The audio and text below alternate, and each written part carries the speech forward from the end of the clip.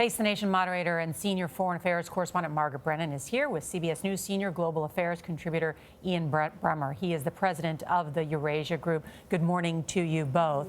President Trump said today he didn't give up anything, and yet he said he would suspend these joint military exercises with the South Koreans. This morning, the South Koreans responded by saying, "We're trying to figure out exactly what Trump meant." Is this a big concession?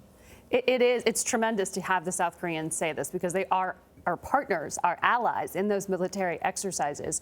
The Pentagon has also not said, is this a halt, a suspension, an end? How long does this last? I mean, there's so many details that we don't know in terms of this nebulous security guarantee that's mentioned here in this statement. Does it go beyond that? The president has at least 3 times been asked by reporters since that press conference, what else did you promise in terms of security guarantees? And he will not go into it. It's going to be up to Mike Pompeo, who's flying to China and South Korea, to explain. Work out the details, more details.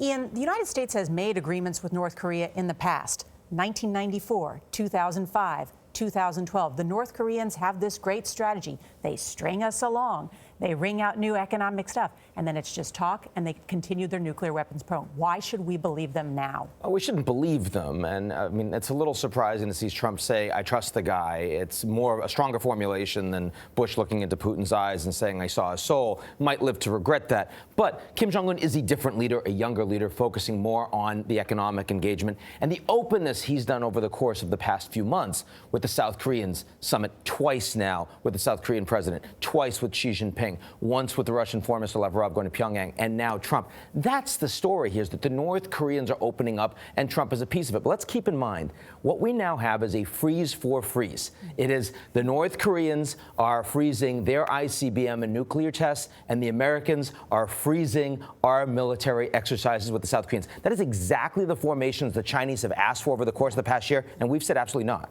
Margaret, let me ask you about this key question of denuclearization. In the agreement, as I read it, it is just a reaffirmation of point number 3, a reaffirmation of a previous promise that the North Koreans have made to work towards the crucial working towards as opposed to agreeing to. So put that in context for us. What exactly was agreed to here that the North Koreans have not already previously agreed to on nukes? Well, we don't know. What we know from the president said is that they've started to break apart some of their missiles. That's part of the irreversible step he wanted to see.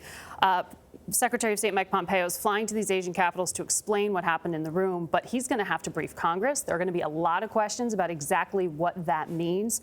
I think one of the interesting things is if you take a step back, it took 2 years of direct talks with Iran to get them to ship out 97% of their enriched uranium, break up thousands of their centrifuges, and halt their program. And they didn't have anything like the arsenal that we know and believe North Korea has.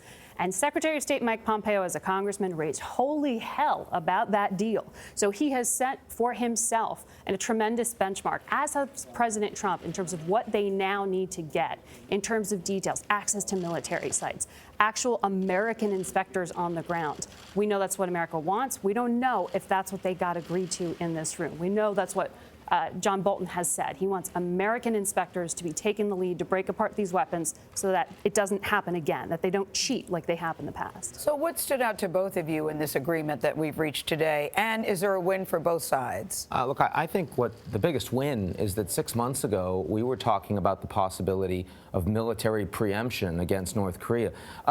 It's almost inconceivable now that there is a short-term risk of military conflict. That's a win for the North Korean and the South Korean people, first among all. But also, Trump has gotten this historic summit. He did get the Chinese to squeeze the North Koreans harder on sanctions. The North Koreans came to the table. Before Trump started that, the only foreign leader Kim Jong Un had met with was Dennis Rodman, right? Mm-hmm. So there is something historic that here. It is important, but as Margaret suggested, it's a very high bar to go from here to complete, verifiable, irreversible denuclearization. And the North Koreans didn't actually take any concrete step towards that yesterday. One thing that the president dangled today was the removing of some 30,000 U.S. troops that have been in the Korean Peninsula.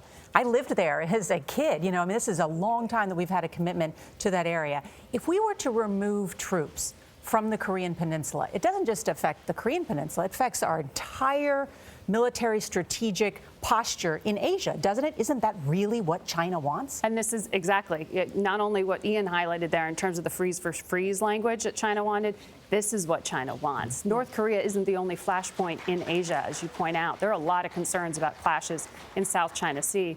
Also a big winner here, South Korea's Moon Jae-in, because he was looking desperately for an off-ramp. He was very concerned about this ratcheting up of military tensions, and he delivered. He pulled off this coup of getting these South Korean intelligence officers into the Oval Office back in March to brief the president. The president said today, and this was interesting, I've had a relationship with Kim Jong Un for about 90 days. Yes. That takes you back to March.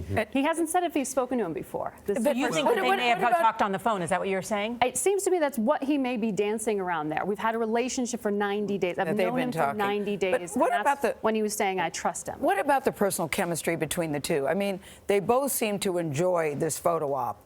The way that they touched each other, the way that they smiled at each other. You know, this goes from really very personal name calling that wasn't so long ago. Look, I mean, you remember the way the North Korean leader, his father, was portrayed in Team America, I'm So Lonely. I mean, you know, both Trump and Kim are leaders that clearly really want some legitimization, right? They want to be treated well. But I would just say the most important takeaway here long term is that the United States is probably going to be a much more marginal player at the end of the day in this region. Wow. And, you know, in the same way that Syria kind of defined the Obama administration, he ultimately wasn't the major player on the ground. That's kind of what we're seeing here. China's the big winner. Much more to talk about. Ian Bremmer and Margaret Brennan, thank you so much.